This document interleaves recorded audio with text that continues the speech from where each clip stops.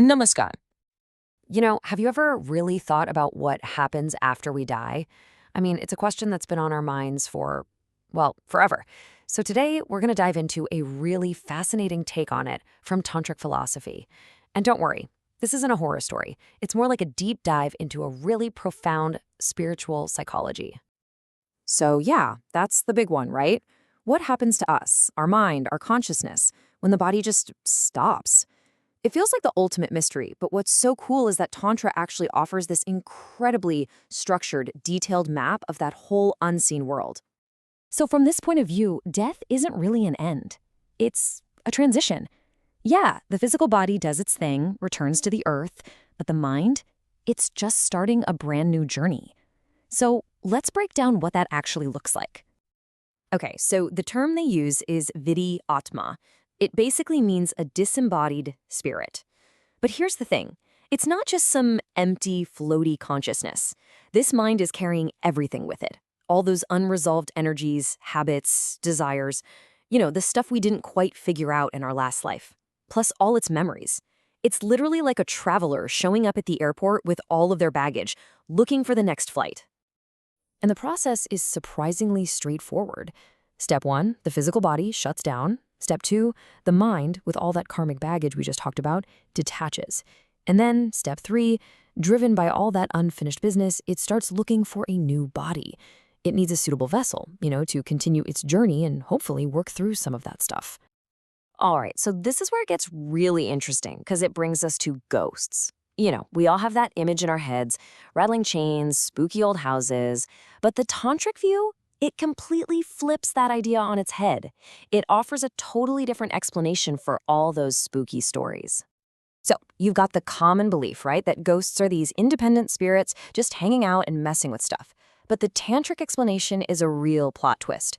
It says that what we think is a ghost is actually one of those disembodied minds we talked about, a videhii atma. But it's been given a temporary, visible body by the focused energy of a living person, usually a tantric practitioner. So you're probably asking, how on earth does that work? Well, a certain type of practitioner called an Avidya Tantric, someone who's focused on worldly powers, can literally project their own vital energy. This energy, sometimes called ectoplasm, basically puts a temporary set of clothes on a nearby detached mind. That's what creates all the paranormal stuff, like objects moving. But here's the absolute key. The spirit isn't doing it on its own. It's being animated by the energy of that living person whose own body is completely still and focused the whole time. But wait, it's not that simple. Not all non-physical beings are created like that. There's a whole other category.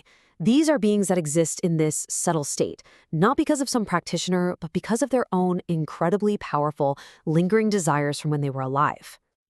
They're called devayonis. Now that might sound like divine entities, and it kind of does, but it's way more nuanced. These are actually the minds of really developed souls. We're talking good people, who for all their spiritual progress still had some subtle little attachment, some unfulfilled worldly desire when they passed away. And this is what helps us get our heads around what they're actually made of.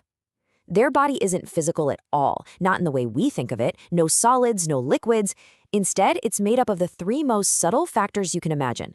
The luminous, which is like fire, the aerial, like air, and the ethereal. And that right there is why they're so often described as beings of light. Now, this next part is maybe the most important principle in this whole thing. The body a mind gets after death is a direct reflection of what it was obsessed with during life. Think about that. Your deepest thoughts, your strongest desires, they literally shape your reality, even after you're gone. And this very principle leads to this really fascinating breakdown of 7 different types of these devayonis. Each one is tied directly to a specific, powerful desire that just lingered. So let's take a look. If a good person always had this secret thing for wealth, they might become a yaksa. If they had this deep-down desire for a fight or maybe revenge, they become a raksa. Someone obsessed with physical beauty, they become a kinara. And you see this pattern continue. A desire for musical talent leads to the gandharva form. Wanting more skills and qualifications, that's a vidyadhara. And if the desire was for spiritual or occult powers, that's a siddha. And then there's this really unique one.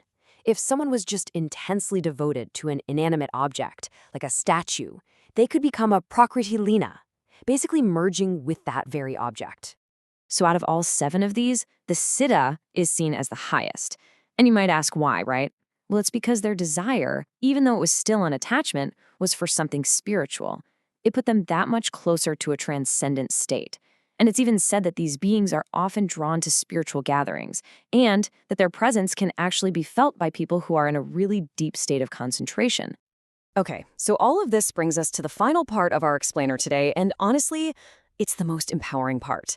Because if a tantric can create a ghost with their mind, and our own desires can literally shape our existence after we die, then what does that say about the incredible power of our own minds right here, right now? This is where it gets wild. The source says you don't even have to be a trained practitioner to do this. Get this. In a moment of really intense fear, like you're in a creepy house you think is haunted, your mind becomes super concentrated. And in that state, you can unconsciously project your own energy, your own ectoplasm. And that energy can give a temporary body to a totally harmless, detached mind that's just hanging around. You are literally seeing your own creation. The text calls it a positive hallucination, which is just incredible to think about. And apparently, this is way more likely to happen in certain states of mind. It could be when you're super anxious and worked up, or confused and can't make a decision, or even just really tired and out of it. But what's really fascinating is that it can also happen in states of deep, one-pointed concentration, like meditation. So basically, in any of these states, your mind has the potential to do this amazing thing, this act of unconscious creation.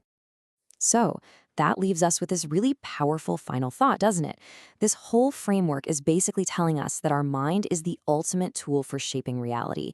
I mean, if an unconscious state like fear can literally project energy and create something we can see, just stop and think about that for a second. Imagine what a conscious, focused, positive intention could create in your life.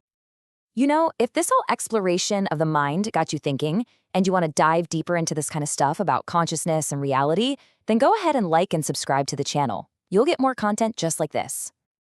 Namaskar.